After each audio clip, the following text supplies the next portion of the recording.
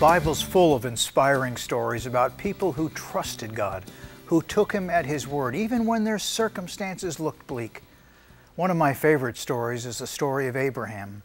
Early in his life, God told him in Genesis chapter 12 that he would be blessed to be a blessing to others, and his descendants would become a great nation.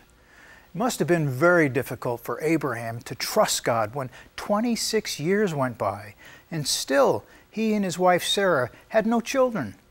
Now they were past the age of childbearing, and it seemed impossible for God to fulfill His promise to them.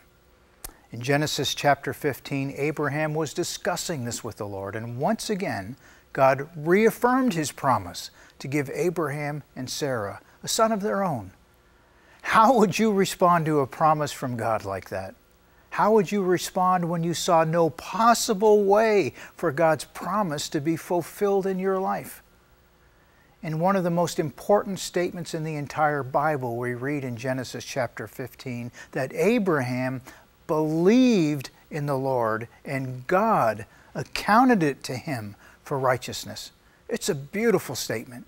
Abraham was declared righteous because he trusted in God. And this trust came when all outward circumstances seemed to say that God's promise could never be fulfilled.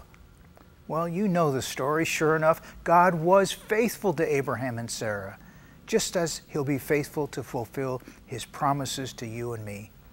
Even when their childbearing abilities seemed as good as dead, the Lord enabled their son Isaac to be born.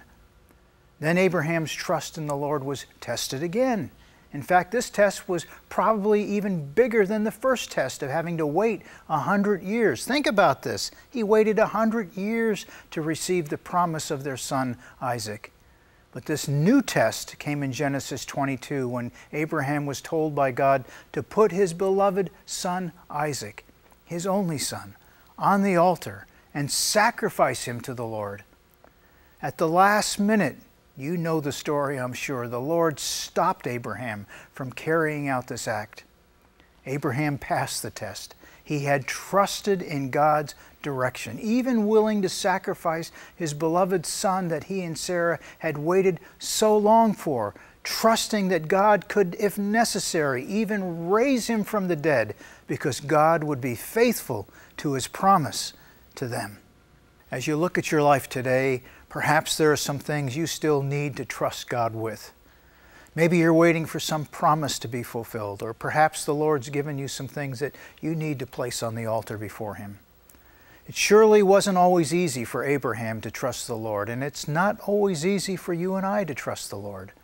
But because of Abraham's trust and his obedience, we see that God was faithful to bless him in extraordinary ways.